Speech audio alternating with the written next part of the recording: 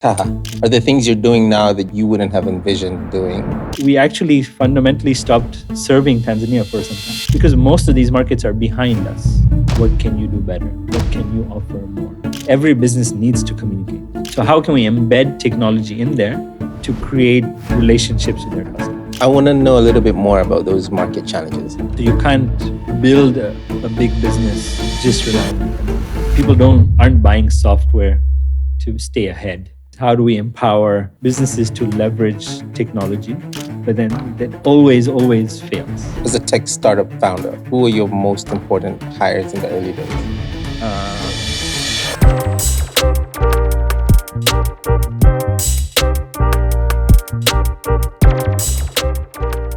We all have ideas, and sometimes they're not that great. However, sometimes they can be very, very, very good ideas that compel you to take an action. And they compel you to take an action because at your core, you would be believing that this particular product or service or sometimes a solution could change things up. It could challenge status quo. And you know what? Good on you. Go ahead and do it. However, as you're designing this product, please make sure to keep in mind design and marketplace. And as you're watching this episode today, I would like to pose a question to you. And the question is your product a vitamin or a painkiller? And what does the market really want? Mgeni wetu wa kutupiga msasa siku ya leo ni Taha Jiwaji.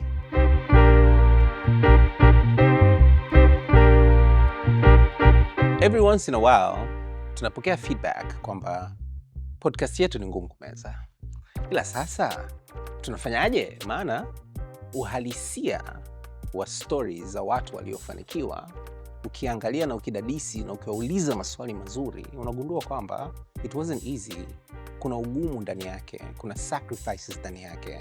Na ndio maana tunaendelea kukukaribisha kwenye Msasa, where we talk to successful people about failure.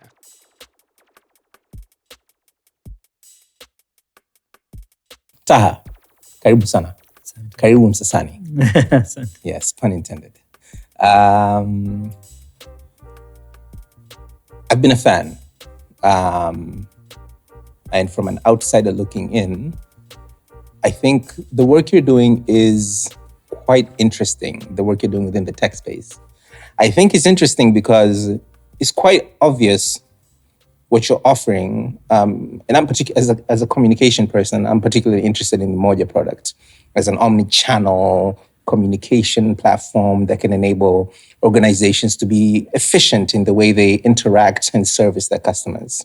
But I'll be honest as well, as an outsider looking in, it looks like this is very, very cool, but I don't really know what it takes to run a business like Beam, right? And then, before we started recording, you were telling me Beam is 15 years old. That's like half my age. Can you tell us, how did Beam come about? What inspired it? And what's that journey been like over the last decade and a half? Sure.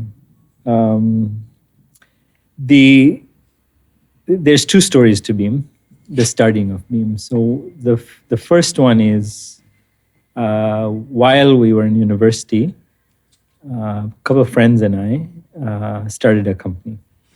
And the name of the company was called Campus SMS. Campus SMS. Yes.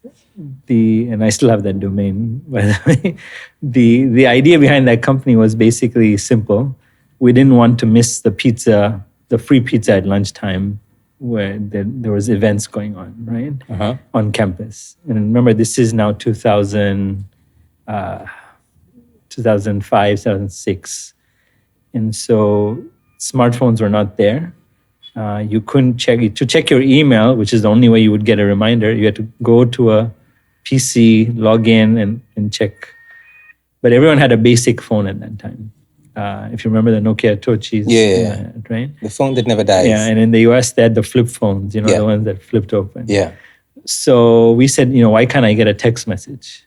So we started kind of building out this simple thing where groups would upload their lists of people who wanted to attend, and they would get a reminder before the event. On their SMS. on there as an SMS, and then they would pay for the SMS. So that, we got excited. Students started using it, but then as we left, we graduated, it kind of fizzled out, right? But that kind of concept stayed in my mind. And then when after I graduated, I was working, and my parents were still here, and they had a computer business. And their challenge at the time was their customers were students. And obviously, you're not going to advertise in the newspaper or to reach students. What's the best way to reach students, right? And so then that's when this idea of SMS came about again. And so we started, at that point, it was just simple. We put all the numbers on a phone. We made a list on the phone, on the Nokia, and we sent simple messages to everyone, and it worked. Like a bulk SMS. Like it was a bulk SMS, but manually sent on the phone. Okay. Right? And students started coming, and kind of the word of mouth spread. Sorry, when you say computer business, you mean they would sell laptops Okay. and computer systems and things like that. Okay. And particularly used laptops. So students would buy used laptops. Yeah. So that was the business. And so I said, okay, if this works, let's try it. I started talking to whenever I came back, I started talking to some of my parents' friends, and they had the same kind of challenges. So we started experimenting with them as well. So I remember one friend had a whole diary. It was like 1,000 numbers that they had been writing of every customer. So we typed all of those, and we sent messages to them just to test, okay, does this work? And yeah, we got a good response. So then I said, okay, this is around 2009-ish, 2010-ish. Mm-hmm. And said, okay, how do we? Is this something that can become a business?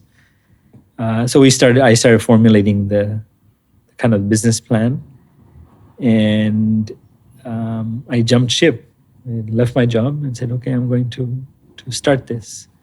So I made the prototype while I was still working in the US, and said, okay, that's it, I'm coming home.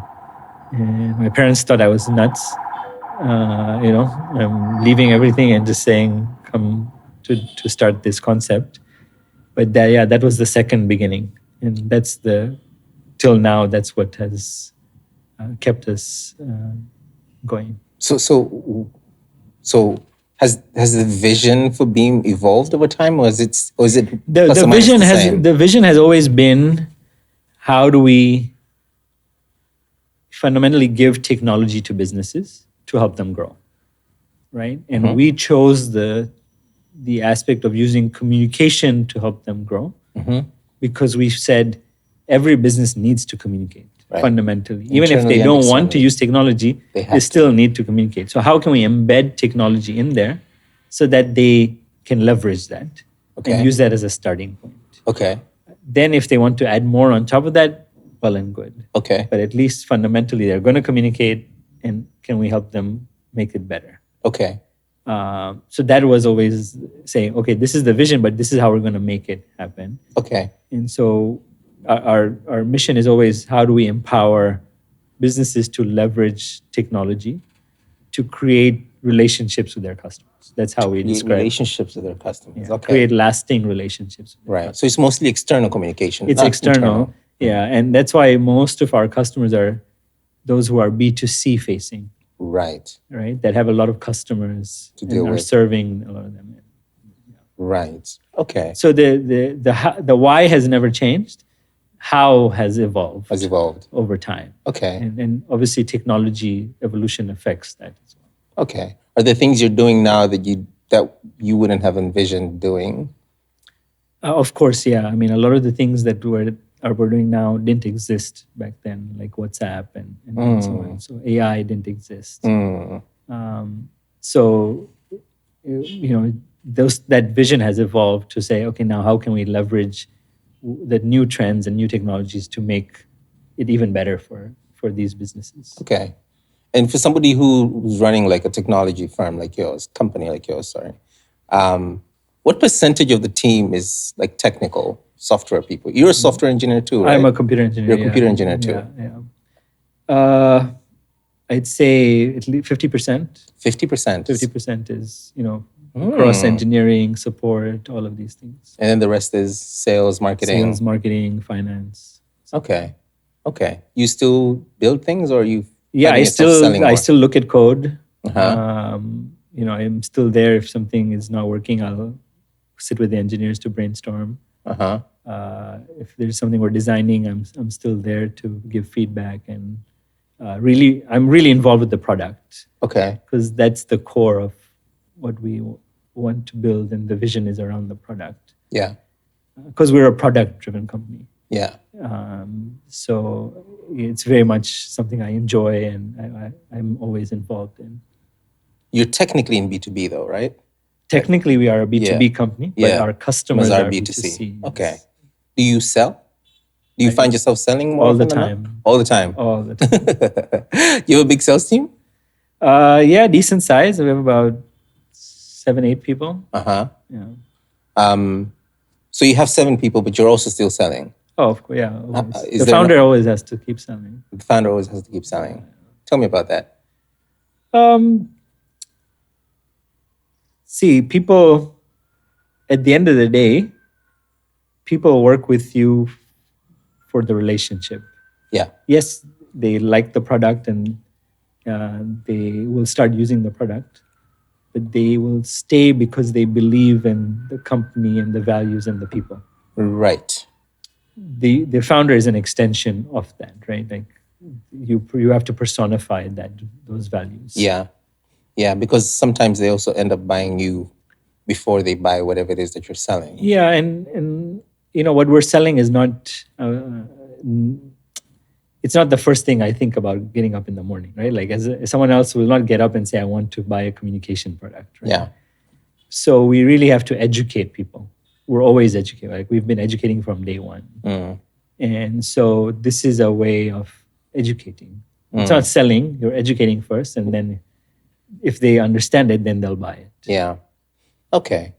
I want to ask you something. So we're a marketing firm.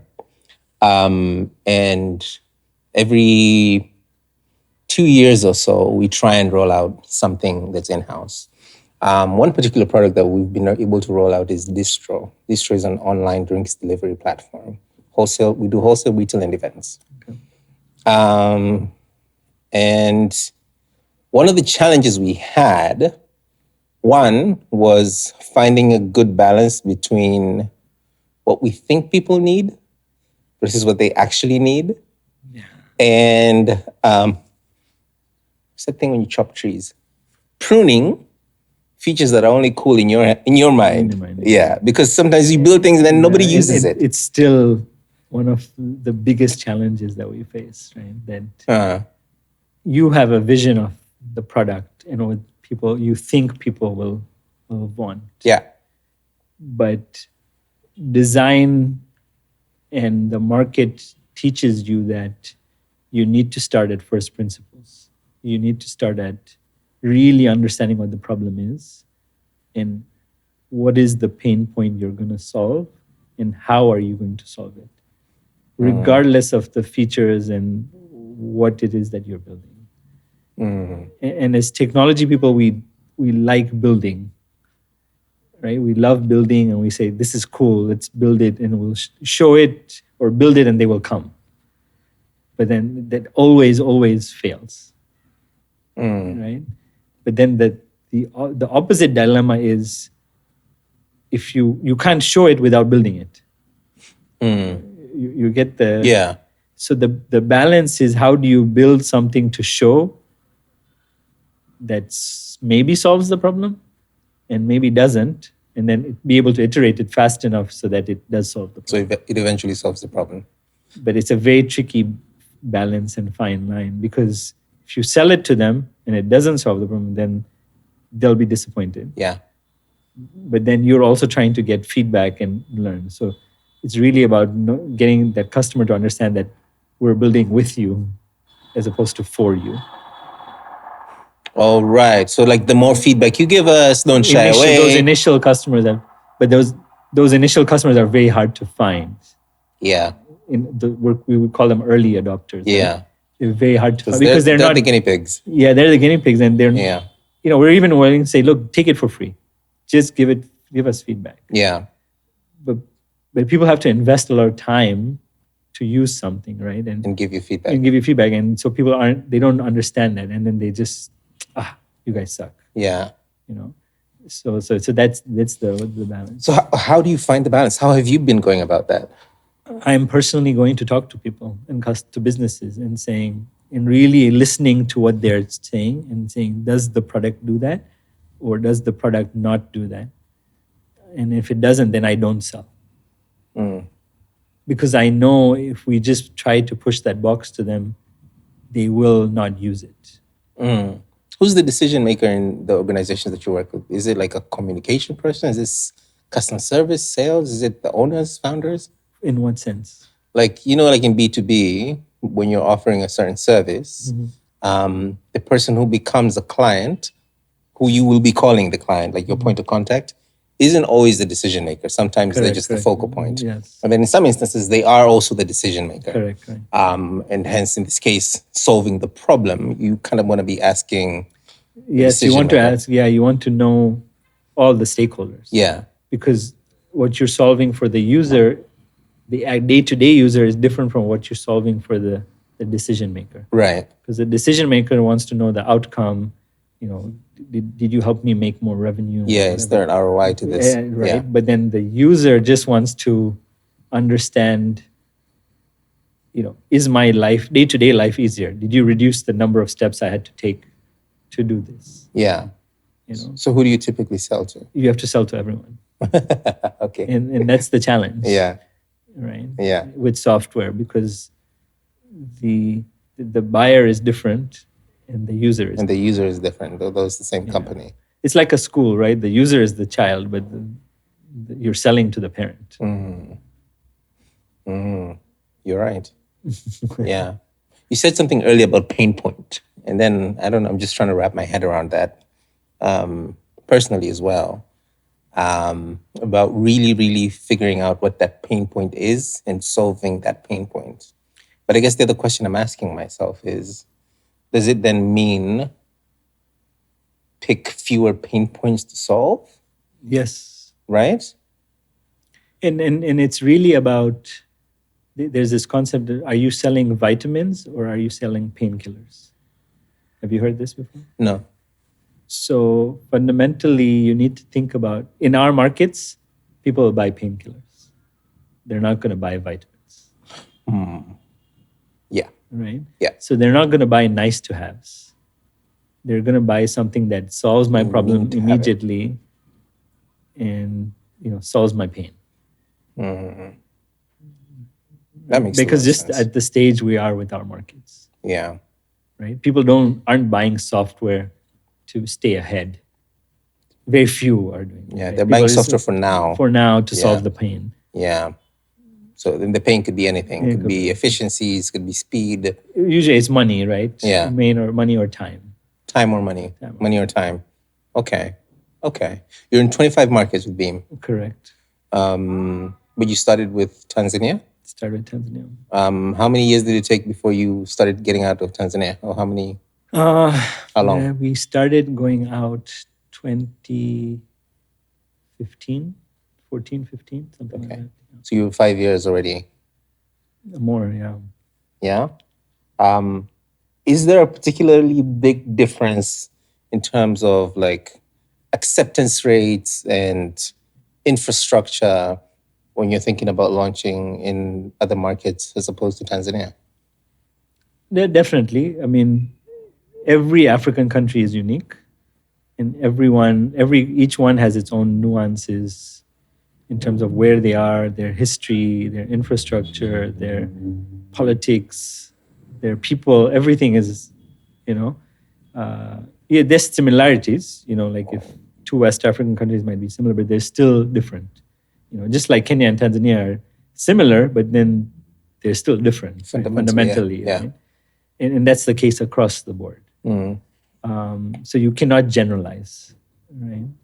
But what I have found is that funny, but you get a better reception outside your own country.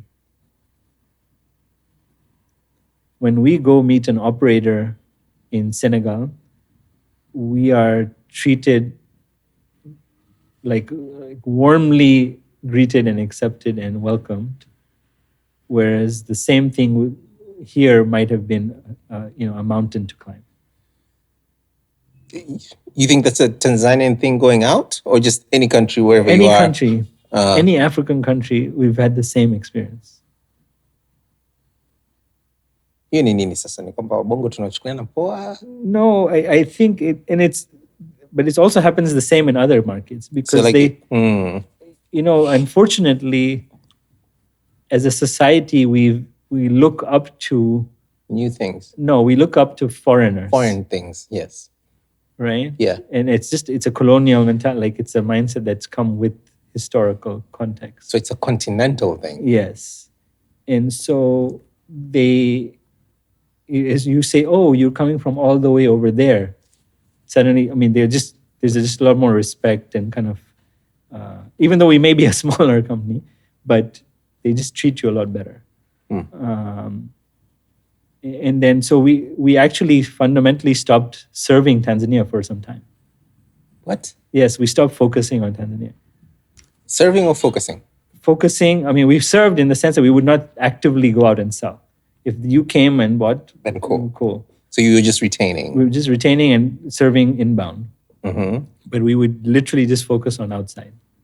Because of acceptance? Because we wanted to scale and we couldn't scale here. So we said, let's scale outside. Why couldn't you scale here?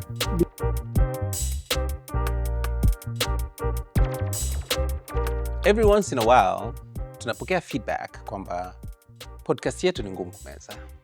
Ila sasa, tunafanyaje? Maana uhalisia wa stories za watu waliofanikiwa, ukiangalia na ukidadisi na ukiwauliza maswali mazuri, unagundua kwamba it wasn't easy. Kuna ugumu ndani yake, kuna sacrifices ndani yake. Na ndio maana tunaendelea kukukaribisha kwenye Msasa, where we talk to successful people about failure. Because we had reached some sort of ceiling, in terms of what the market would let us do, and how enterprises perceived us. Because unfortunately, again, unless you're foreign, they don't trust a local company when it comes to buying software. And you don't have the heft, or they don't think you have the heft to serve them, or you don't have the connections to get in.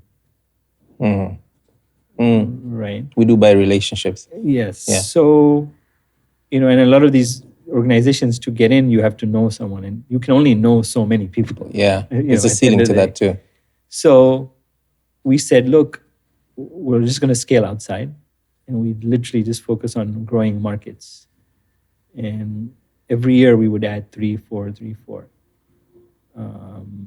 And then when we came back, suddenly they're like, where have you guys been? I'm like, we were always here.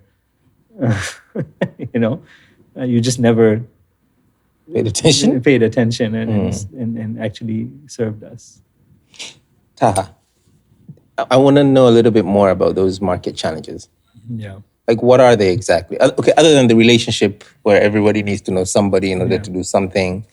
And then it's challenging because sometimes that defeats fair competition, or a very good product or very good solution might be missed as a result of it. Correct. It's fine though, it is what it is. I guess the game is to figure out how to be able to open those doors. But correct. What else is challenging with this market? So much so that, because you're not the first person who's in tech who had to go outside, correct, get bigger outside, correct, and then people here start remembering. And sometimes they remember, but it doesn't mean they'll buy still. Correct. What's the challenge? I think it's not one, right? There's many challenges.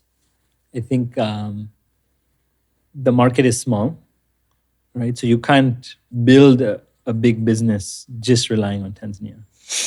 So you have to have a regional or Pan-African outlook to really build a big tech business on the continent. I mean, it's just the way it is, right? The numbers aren't there. The markets aren't ready. And to give you like, if only 30% of people have smartphones, then if you had to extrapolate of how many businesses are actually tech enabled, is an extrapolation of that, it's a very small number, right? And we're a function of how quickly do businesses want to adopt tech, right? And because it's a volume business, it's a scale business. So the only way to then now scale is say, look, how do we broaden our horizons and look outside? And I fundamentally recommend or encourage any Tanzanian business owner, go outside. Any business? Not just tech? No, go. Like, even if you're a trader, just go to Zambia, go to Rwanda, go to Burundi. You'll get customers for sure. Guaranteed. Guaranteed. If you're a manufacturer, think about export from day one. Because that market is richer in the sense of it's higher purchasing, it's a higher value, higher margin sell. Instead of competing in the domestic, very competitive market, you're competing in a less, because most of these markets are behind us. They are? Yes. They're behind Tanzania? Behind Tanzania. You look at Rwanda, it's catching up, but it's still behind. Burundi, definitely behind. Yeah. Congo, definitely behind. Zambia, behind. Mozambique, behind. Malawi, definitely behind. I mean, just look at our neighboring. Yeah. Uganda, behind. Uganda's behind Tanzania? Yes. I didn't know that. Okay. But then, although they're behind, you think they have higher purchasing power? Or your experience has been that? No, because they have to rely on someone to give them that product. If they don't have it domestically. They don't have as much options. So why can't it be you instead of China? Right. Or like another US solution or whatever. That's an interesting way to look at it. What's your best performing market? So it changes depending on where our customers are using us for. But we have, obviously Tanzania is one of our bigger markets.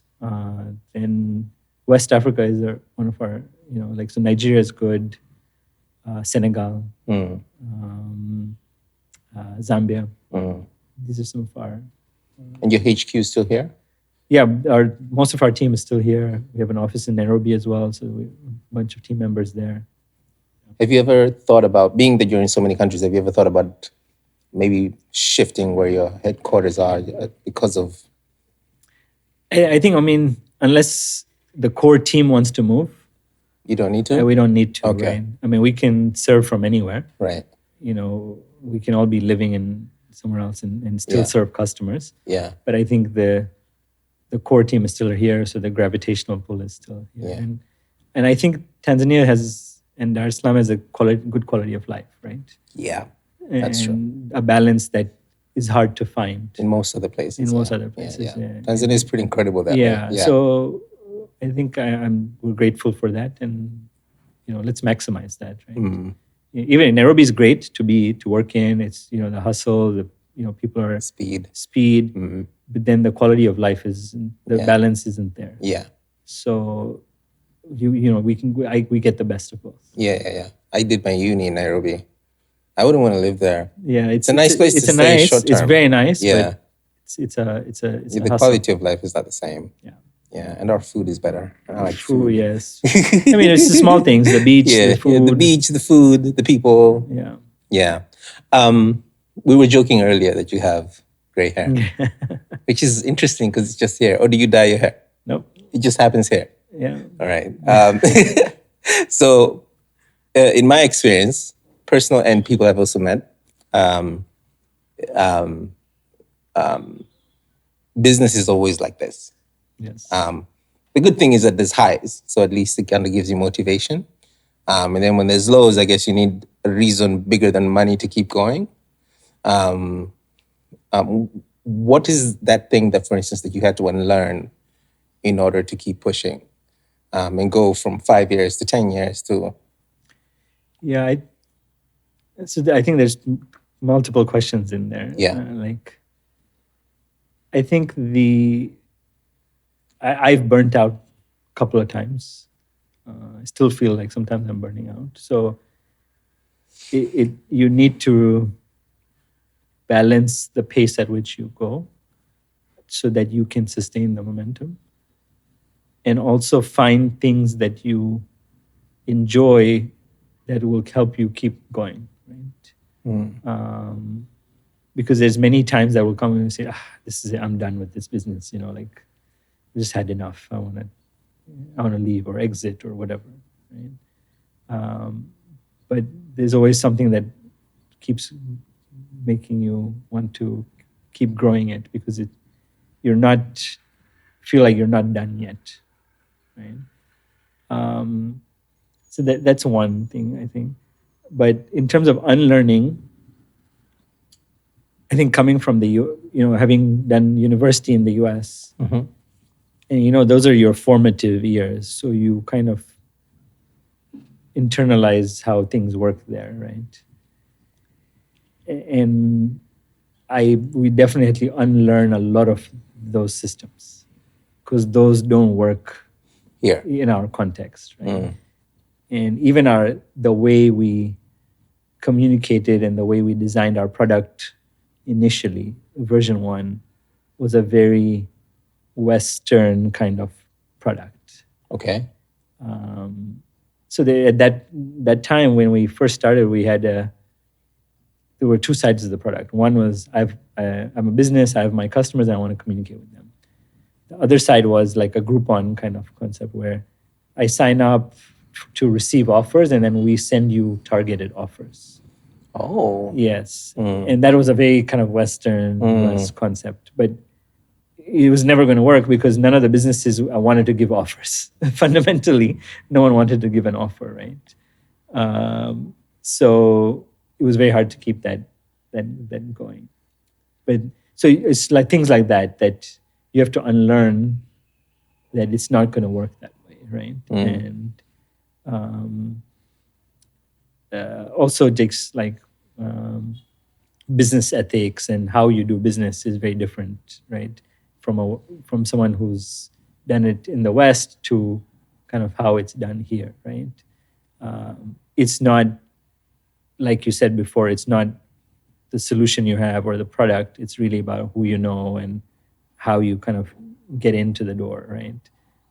So those things I really had to unlearn and kind of internalize, which takes a long time, unfortunately, to change your behavior and your style. And also how we deal with people, because fundamentally a technology company is about our people. And we've had a lot of challenges kind of getting the right team members and the right team in place because we're constantly growing. Yeah. So it's always a struggle between, do we hire for now, or do we hire for The future. the future? And it's very hard to understand that and learn which kind of people are going to work for you as an organization. And as an engineer, I'm just not good at that, know. And so having to kind of really unlearn, that engineering mentality and say, this is how you're going to have to think through your people challenges and develop a culture and things like that. Those were some tough challenges to overcome. And there still are. So, for instance, with the burning out, so how does Taha take care of himself? I like to do outdoors. I like to travel. So I went back to that. I tend to plan a trip, even if it's for work, but it still lets me get out of the day-to-day and kind of really focus on exploring new places, learning about them, learning about the culture, and then bringing that learning back. So I tend to do that a lot, and that keeps the momentum going. And I also like to do outdoor, like camping, hiking. So we started doing that a lot more within Tanzania. Yeah. Okay, and you started doing this like early on, or I mean, I many, used to many do it years? as a kid a lot, even in college. But then there was a long period when we weren't doing these things, and so I just got back into the saying, "Oh, we're going to allocate time and just make time for this stuff." Okay, and those activities, what they help you take your mind off? Yeah, because you're off the grid. You know, when you're camping, Yeah. you're essentially if you wanted to, can be completely off the grid. So there's nothing to focus on except just relaxing and hiking and enjoying nature and things like that. I was And that's probably one of the only ways to really disconnect in this day and age. probably, yeah. Or turning Because off your phone. the tendency is to pick up your phone Yeah, to touch it every all the 30 time. seconds. Yeah, and see what's going on. Yeah. Yeah. Even though nothing has changed in 30 seconds. Most likely. Most yeah. likely. I turned off my notifications about 5 years ago. No, 7 years ago. I technically don't have notifications. I have notifications for Google Meet, Zoom, and Teams, but that's it. Just in case I miss a meeting. But it hasn't changed how much I still touch my phone. Like I'm constantly touching it. It has reduced though that if I wasn't intending to look, I'm not going to see it anyway. Like I have to intend to look at my emails or look at my WhatsApp or look at social or whatever. Yeah. No, I think it's very important, and even small things like I try to make it a rule to not check my phone, from the time I wake up until I start work. And again, from the time I get home from work till after dinner. So that there are breaks. There are breaks, and you just leave the phone aside and say, okay. Interesting. So you have to be a bit conscious and very forceful about some of these things. Yeah. It's hard. It's very hard. Yeah. You were telling me earlier is it your dad? Or is it like a family business that you used to produce music videos? Music videos for like gospel musicians and Tarab. First of all, is that something that's still being done? No, not anymore? Not anymore. So when you were saying they were in the computer business, was the computer business happening while the music video business was happening, or just one? That was an evolution of the music business. Yes. Ah, okay. Yeah. So the way it happened is the music business was you had to buy the rights upfront. Right. And that was a cash-heavy business. And You'd pay upfront. Yeah. So it wasn't sustainable. So then we got out of that business. And then moved into selling the video editing equipment for the people who were still doing it, or still wanted to do these things. And then it was that plus then computers. Oh, so you evolved from that. From that, yeah. Okay. And we've always been a technology family or family business in some format. I mean, at that time it was AV, and then it's evolved to now, startups. Right. Okay. That's interesting. So it wasn't profitable, or it just wasn't the risk was too high? Yeah, I mean, basically the artists started demanding more and more money upfront. And it wasn't, and then the competition were willing to do that. And you weren't. We weren't. I remember during that time, was also, maybe not necessarily gospel and Tara, but like the music scene, ukiangalia bongo flavor nini, kulikuwa kuna changamoto kubwa sana ya artists complaining about like integrity in that space. How much truth is there to that? I'm sure there is. People were getting cheated a lot. And also the artists themselves were also not 100%. Like they would sell to you and then sell to someone else to sell to someone else as well. Yeah. So, the market was like that. And it's not like you're going to go to court to find, it doesn't exist, right? So it was who could sell the fastest and the most. And, the business would come to you in that sense. And so that was the way you sustain the business. Okay. Yeah. Has the family been supportive of your journey so far? No, from day one, I knew I was going to be in business. Okay. memories of me growing up are partly at my dad's business. Like, I Oh. would spend time there and just help out and Okay. just learn, right? Okay. I would travel with my dad on his business trips just to literally watch and sit in on meetings. And I didn't realize at that time, but he would take me along. But those are very powerful experiences and help you really develop as a business person, and give you that exposure and that comfort level that this is possible. So I think that the family has always been very, very supportive, from education to business and learning, and even when the times are tough, staying, supporting you in that journey. Okay. And I think that's a culture that we need to develop more of, right? Yeah. That the entrepreneur needs support.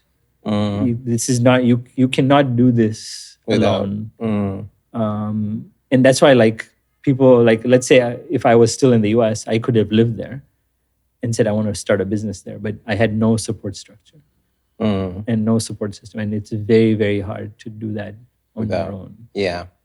Right. So I think if more families got together and did business together, or at least supported the entrepreneur, then I think we would have more businesses in the country, and we need more.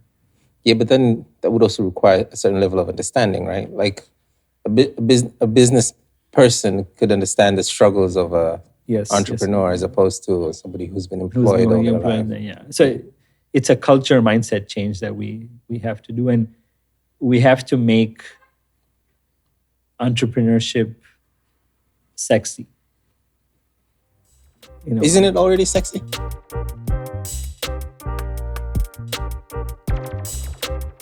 Every once in a while tunapokea feedback kwamba podcast yetu ni ngumu kumeza.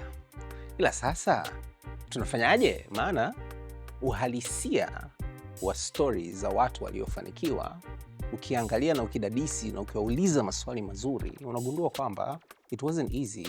Kuna ugumu ndani yake, kuna sacrifices ndani yake. Na ndio maana tunaendelea kukukaribisha kwenye Msasa, where we talk to successful people about failure. No, it's a hustle right now, and it's like, it's not necessarily a sexy hustle. It's just a hustle. It's a hustle, right? Like, if you look at India, they're making startups, like glorifying startups. And so every student who wants to come out wants to do a startup.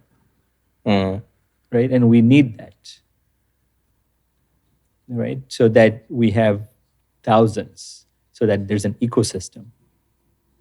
How sustainable is that, though? Like, it doesn't have to mean it's funded startups, right? Yeah.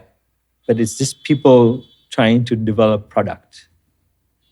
Yeah, but then if everybody, okay, not everybody, but if a very high proportionate of startups are usually straight from uni, doesn't that bring certain kinds of imbalances with regards to maybe it's and solutions? It's an exaggeration, right? Not everyone has to be from uni. Right. Go get a job, and then come to this. Yeah. But the media, everyone is talking about startups, right? Like, when have you opened ITV and they talk about a startup? I can't remember. Not many times. Yeah.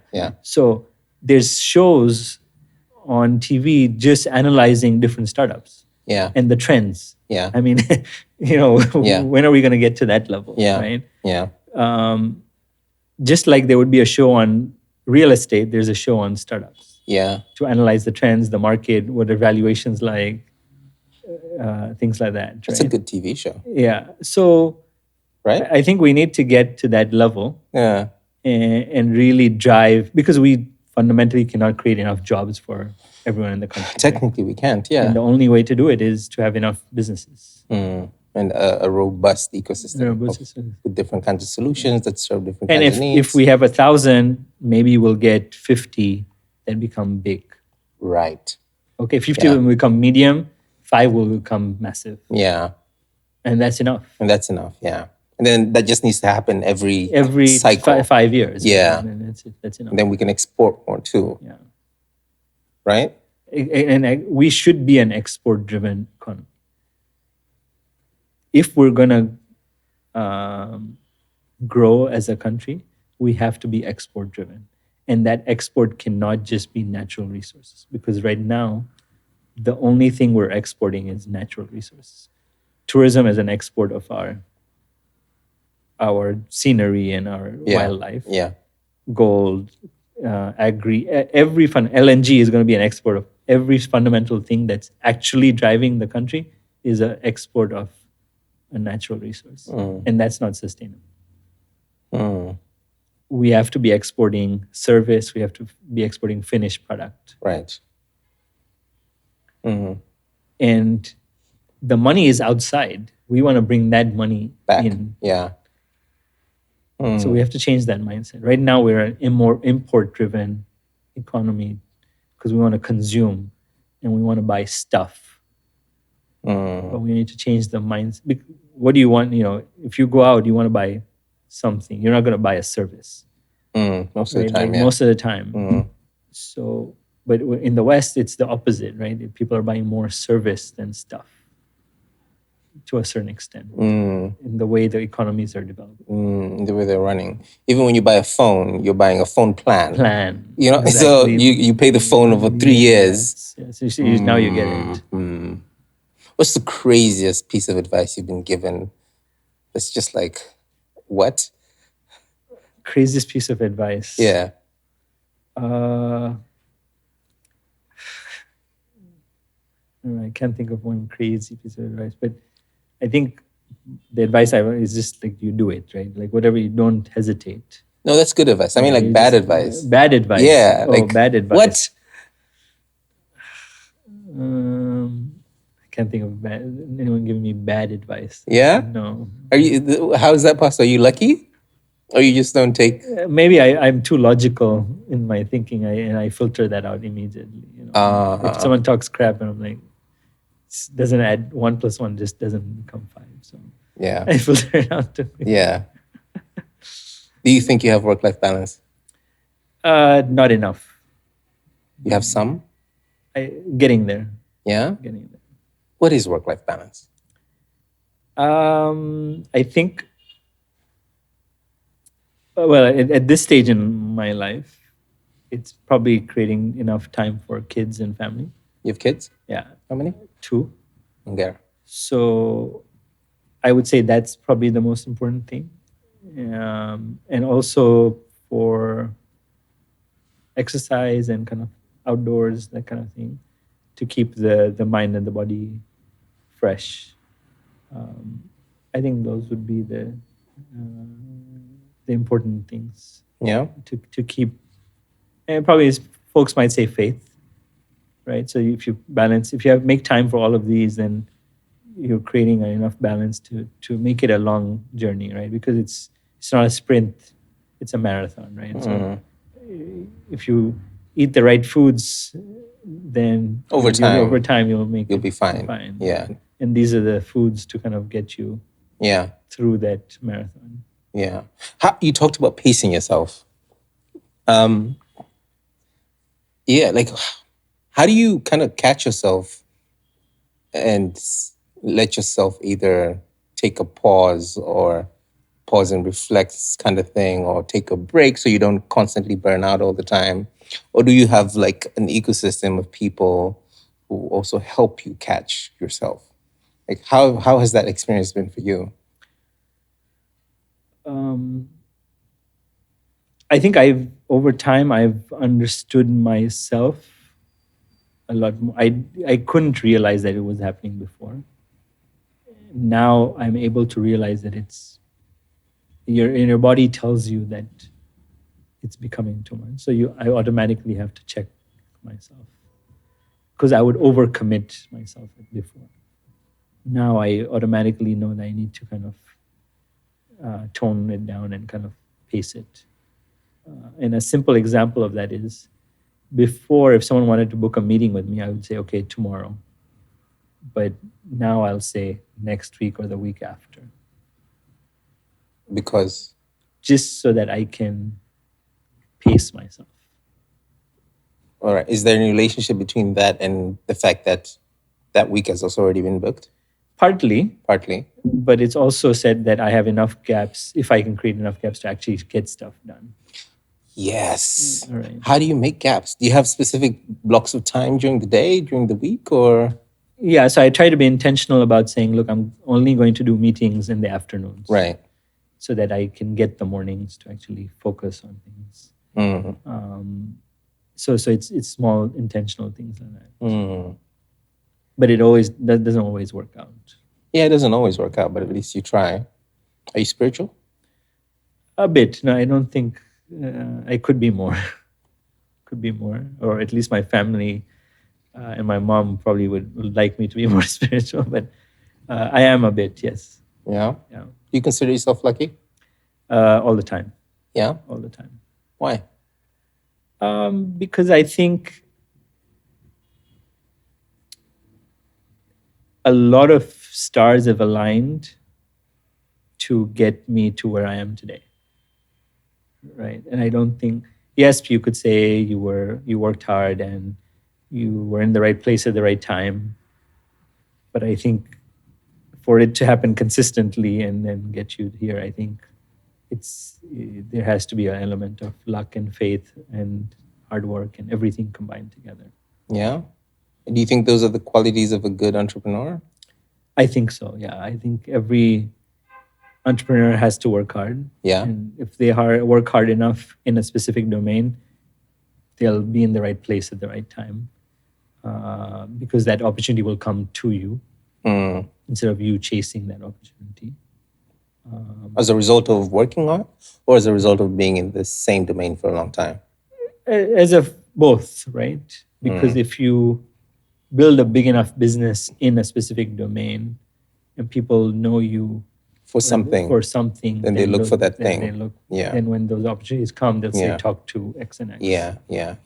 I was listening to a podcast the other day, and I think they were talking something along the same lines that if you're in a service type of business, something that you can't actually touch, it could potentially be more beneficial to niche down. And niching down doesn't necessarily mean you can't do other things. You just don't promote that or let people identify you as that alone. So that if they need you to do it, you can still do it. But you want people to know you for a specific thing so that they ask for that specific thing over and over and over and over an extended period of time. Yeah. That makes sense. Okay. So we have a segment in our show that we call Nje Boxing. Okay. And in this segment, first of all, is this a show or a podcast? Is a podcast a show? Technically, it is entertaining. Hopefully. Amal, is a podcast a show or is a podcast and the show different things? Does a show insinuate a visual aspect? I guess so. So it could be a show. Show doesn't have to be TV. Anyway, Nje Boxing. So, kwenye Nje Boxing ni, what we try and do is we try and get the guest to take us to school, essentially kutupiga Msasa. Yeah? And we have you today, right? And you are a computer engineer, which means something very technical. I heard somewhere that you did 2 degrees at the same time, yes, insinuating a certain level of intelligence. Right? I was an overachiever. Well, good for you, man. And somebody who's been exposed to business for a relatively long time, even before having done your own. Hopefully that's a blessing because it's been in the family and stuff like that. And also, interestingly, which I just learned today, you've been profitable from day one.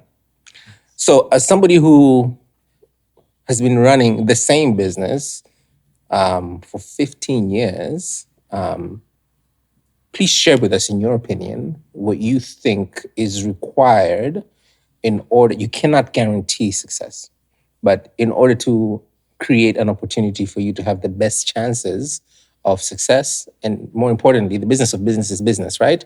More importantly, profitability. what are the things that a founder needs to be very, very serious about to increase their chances of moving that needle. Sorry. Do you want me to talk about it from a tech business perspective or any business perspective? I think I would like the tech business perspective because it will be specific to you. And for instance, if you could also have examples, even if they're not your own, but yeah.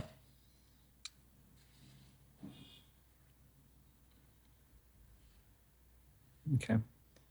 So I think with tech-driven businesses, I'm personally a fan of building a product.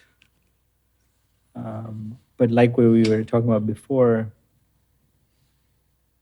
you really have to, the product doesn't come naturally. Like you really have to listen to the customer constantly and understand their pain points and bake those into the product. And that has to happen iteratively, continuously, even after you've sold it to them. So that journey never stops of you evolving and iterating and improving. And that I think is a very important thing to remember, that you always have to keep iterating, understanding the problem. Are you solving the problem? Has the problem changed? Has the market changed? Has the technology changed? What can you do better? Or what can you offer more to stay in the game and keep the customer coming back to you? And that's not necessarily unique to a technology business, but it's just a faster process in the technology because the technology changes so often, right? Every 6 months, we have to keep changing. Whereas in traditional business, you could go 2-3 years and still be in the same place and it's okay. Right? Yeah. I think from a profitability standpoint, I think understanding the unit economics is very, very important. And that's easier, much harder to do or easier said than done. The unit economics. Unit economics. Right. So when you're selling a physical product, it's easy. I bought it for X. I'm going to sell it for I added 20% and I'm going to sell it for Y. And maybe there's some logistics costs, whatever, washing of tunnel, whatever. Yeah. You added those costs. In a software or service business, it's much harder because there's many intangibles and many fixed costs that how do you calculate the fixed cost or the unit cost of selling one thing, right? So just for an example, for this podcast, you don't have variable costs, right? So maybe you bought water for each show. But it's relatively But fixed. it's a lot of fixed costs. And Yeah. how do you gauge what is the value you're going to get from one show? If you were to measure and calculate the cost and then the value you're going to create from one show, it's very hard. Yeah. So that you have to figure out a way to figure that out, right? And divide the costs and really figure out, okay, to sell one of these, I need to spend X amount, and that means I need to sell Y of these to actually make this work with this much margin. I don't know if that makes sense. It does. It's just difficult. Yeah, it's very hard. Yeah. And it's very hard because it's very hard to say this marketing effort led to this sale. Yeah. The attribution is not clear, right? Yeah. Because it's not a traditional e-commerce where someone clicked on a Google ad and they put it in a cart and it's not like that because the sales cycle could be 6 months. Yeah. And they heard about you from the Msasa podcast and then they talked to you and then then they talked to one salesperson, that salesperson left. Yeah. Then another salesperson. Yeah. And then they closed. Yeah. So how are you going to attribute that this is what it cost me to actually sell this product? And is it actually profitable? And the profitability would come from what, volumes? Yes, it's just a function of how many you're selling, how fast, right? And is each overall, am I making am I covering my fixed costs? And is there enough of a return on top of that? Okay. So you mentioned unit economics. You mentioned iteration and continuous product development. Yeah. And then I think building out the team. The team. Yeah. Just building out the right team that's going to help you execute in the right functions, right? Whether it's engineering, sales, marketing, ops, finance. You need all of these pieces. And, as a startup founder, you would think, okay, we'll figure it out later. But then by the time that later comes, it's maybe too late. Yeah. So it's not, you have to hire ahead of where you are right now because you want to set the right foundation. But it's also tricky because maybe you can't afford that person or you don't have enough work for that person. Yeah. So how will you do that? And it's, unfortunately, it's very hard to find people who are all-rounders. Yeah. Right? They're good at certain things. If we had more all-rounders, I think we would be much, in generally, if our education system produced more all-rounders, we would be able to get further. So as a tech startup founder, who are your most important hires in the early days? It's salespeople and software engineers. So product and sales. And then everything else falls as the need arises. As the need arises. Yeah, because initially you're the sales guy, you're the engineer, you're the customer service, you're the one doing the invoicing. Fantastic. Wow. And ever since you started Beam, what's been the biggest fuck up? I think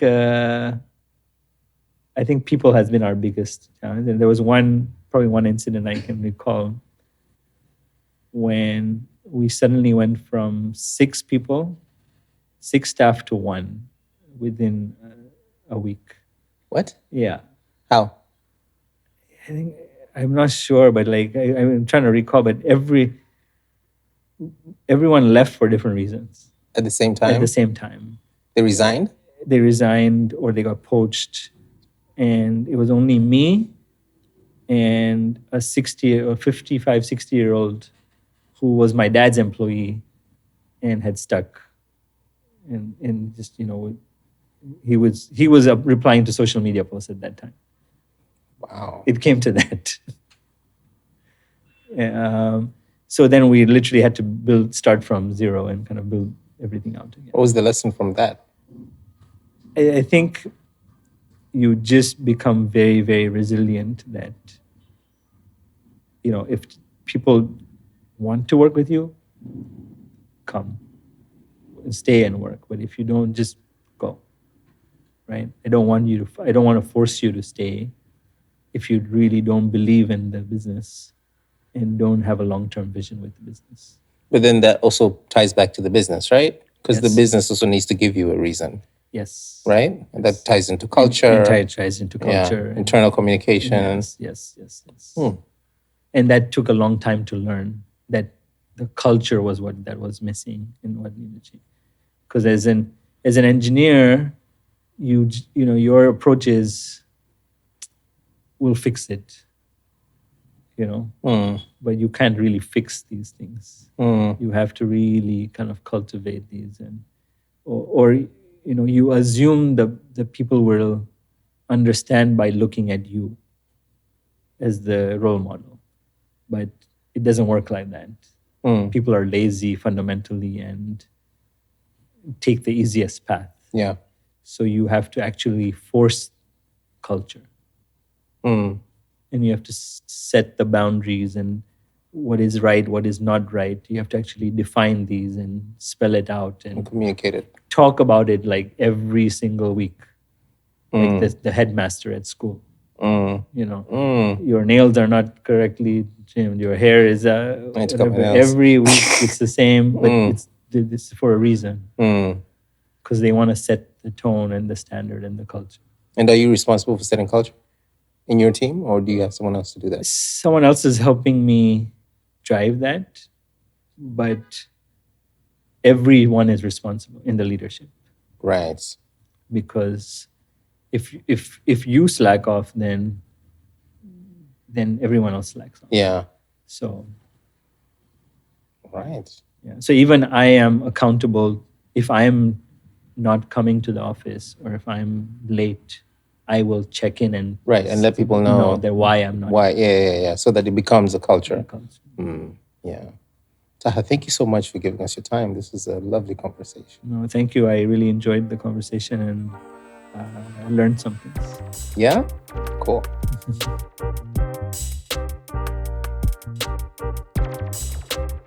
Every once in a while, tunapokea feedback kwamba podcast yetu ni ngumu kumeza. Ila sasa, tunafanyaje? Maana uhalisia wa stories za watu waliofanikiwa, ukiangalia na ukidadisi na ukiwauliza maswali mazuri, unagundua kwamba it wasn't easy. Kuna ugumu ndani yake, kuna sacrifices ndani yake. Na ndio maana tunaendelea kukukaribisha kwenye Msasa, where we talk to successful people about failure.